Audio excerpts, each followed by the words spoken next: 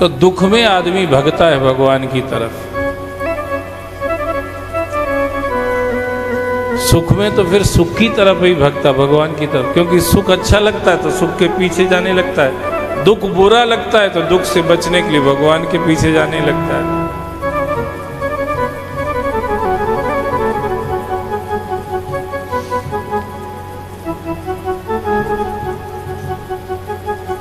कपड़ा बदलते समय किसी को भगवान याद नहीं आते, कपड़ा जलने लग जाए तो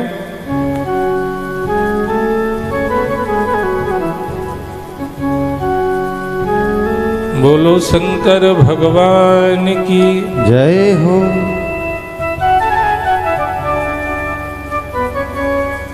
शंकर भगवान समझ गए कि ये नमस्ते कर जरूर रहे हैं, पर कहीं न ये सिर झुका इसलिए रहे, कहीं न कहीं इनके सिर में कोई ना कोई दर्द है।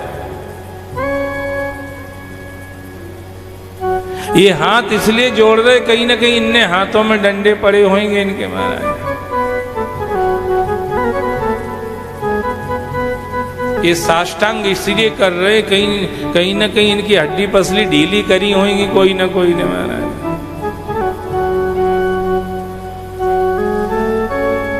सब प्रणाम कर रहे, नमस्ते कर रहे, प्रार्थना कर रहे, बचाओ बचाओ कर रहे।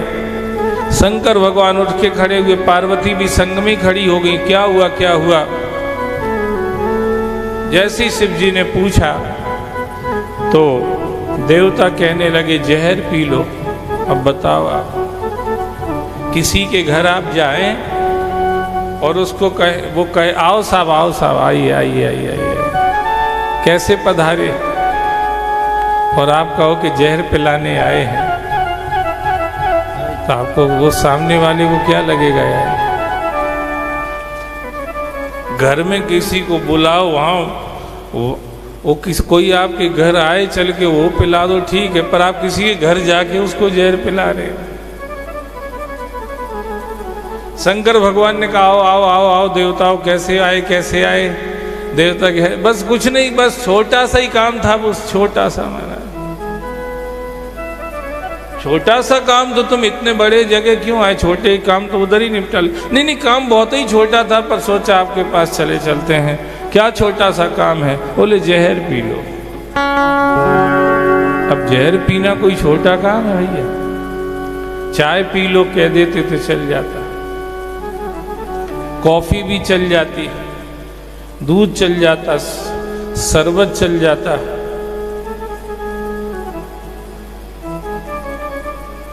शेक चल जाता,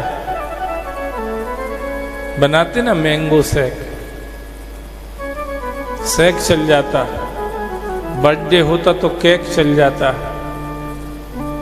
सुबह सुबह का टाइम होता तो समोसा बैग चल जाता।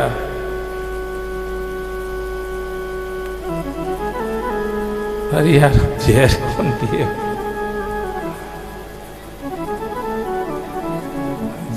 जहर कौन दिया? जहर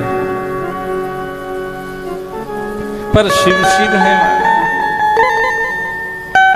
उनके दिमाग में वही चलता है, किसी के काम जो आए उसे इंसान कहते हैं, पराया दर्द अपनाए उसे इंसान कहते हैं।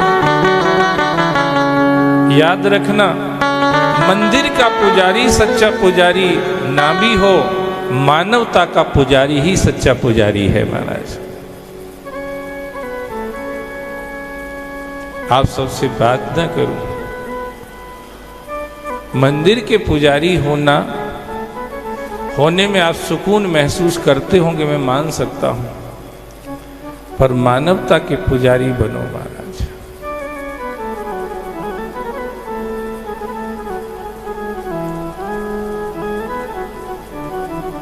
और मैं व्यासपीठ से आपको विश्वास दिलाता हूं, मंदिर के पुजारी बन के आपको उतना सुकून नहीं मिलेगा जितना मानवता के पुजारी बन के मिलेगा।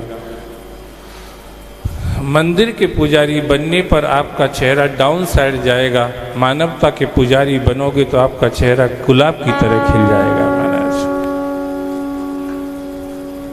मानवता के पुजारी बनिए। हर मंदिर का पुजारी मानवता का पुजारी बन सकता है। मानवता का पुजारी अगर मंदिर का पुजारी होगा तो मंदिर की बात भी कुछ अलग हो जाएगी। तो पहले हमको मानवता का पुजारी बनना है, सत्संग के माध्यम से फिर सब कुछ चलता है, सब हो जाएगा, सब अच्छा ही होगा। शिव मानवता के पुजारी हैं। जो मानवता का पुजारी होता, एक दिन मंदिर में उसकी पूजा होती है। बोलो शंकर भगवान की जय हो।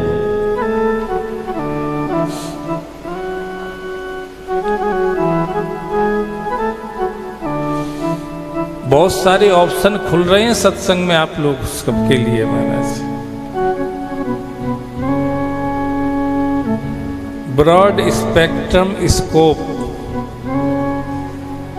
दिखाई दे रहा है। जो मानवता का पुजारी होता है, एक दिन मंदिर में उसकी पूजा होती है। मंदिर के पुजारी की पूजा कहीं होगी कि नहीं होगी, आई डोंट नो, मुझे नहीं पता, होती हो ना होती हो, मैं जाऊंगा भी नहीं उस विषय में। पर मानवता के पुजारी की पूजा एक दिन मंदिर में होती है।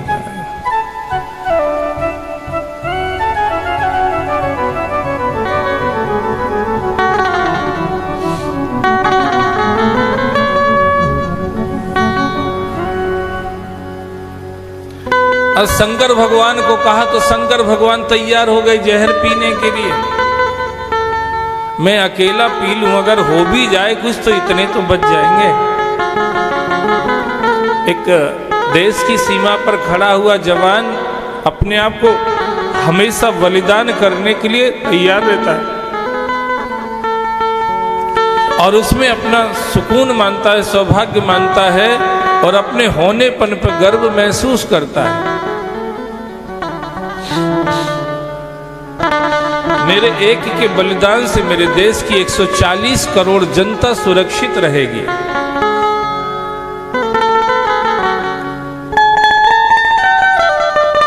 मैं एक बलिदान हो जाऊंगा अपने राष्ट्र की सीमा की रक्षा के लिए, तो 140 करोड़ देशवासी सुकून से अपने अपने कर्म धर्म करेंगे, करते रहेंगे।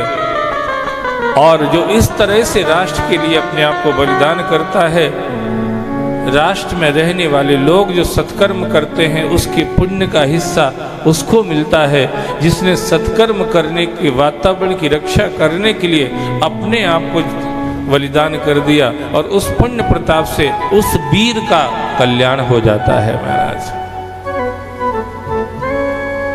देश की सीमा पर जो जवान शहीद होते हैं वो नरक में नहीं जाते। आप भले ही मानना कि वो लोग तो थोड़ी लगाते भी उधर ठंडी जगह, ठंडी लद्दाख में जगह उधर थोड़ी लगा लेते, कहते ठंडी की वजह से थोड़ी लगाना पड़ता है। तो ऐसी स्थिति में उनका क्या होगा, नरक में जाएंगे कि स्वर्ग में जाएंगे?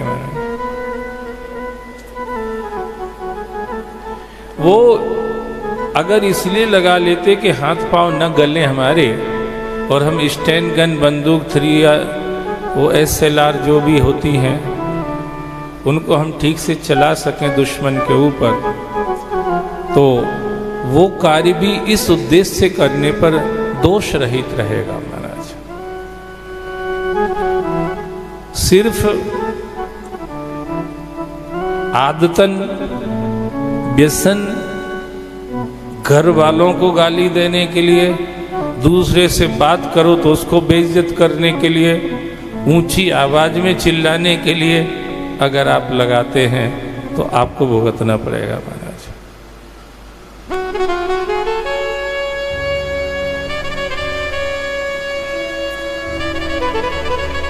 हर कर्म के अपने स्केल बने हुए हैं, हर कर्म के अपने स्केल बने हुए हैं। महाराज बलिदान करने वाले का कभी पतन नहीं होता है। वो चूंकि राष्ट्र के लिए समर्पित हुआ है, राष्ट्र भक्त है वो, इसलिए राष्ट्र की भक्ति से ही उसका कल्याण हो जाता है। भगवान शिव जानते हैं अगर इस जहर को पीने से कुछ होता भी है तो भी नुकसान नहीं होना है, इतने बचेंगे, चला भी जाए तो क्या दिक्कत। दधीची ऋषि ने इसलिए अपनी हड्डियां दान कर दी, जिन हड्डियों को तपा तपा करके उन्होंने वज्र से भी ज्यादा कठोर बना लिया था।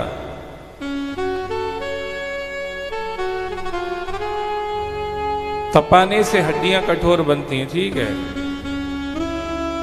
ये जो हम लोग व्रत करते हैं ना, व्रत, उसमें उससे हड्डियां कठोर बनती, मजबूत बनती हैं व्रत करने से। और ज्यादा खाने से और खास करके नमक ज्यादा खाने से हड्डियां गलती हैं, कमजोर होती हैं।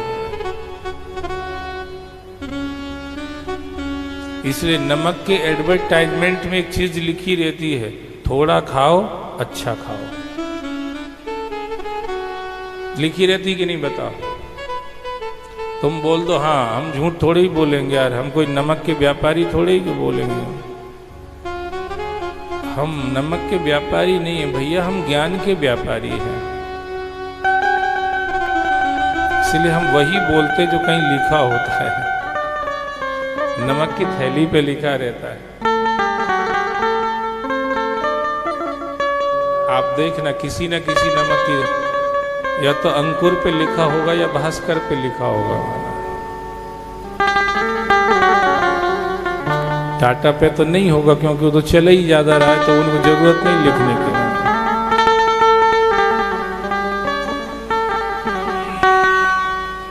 थोड़ा खाओ अच्छा खाओ।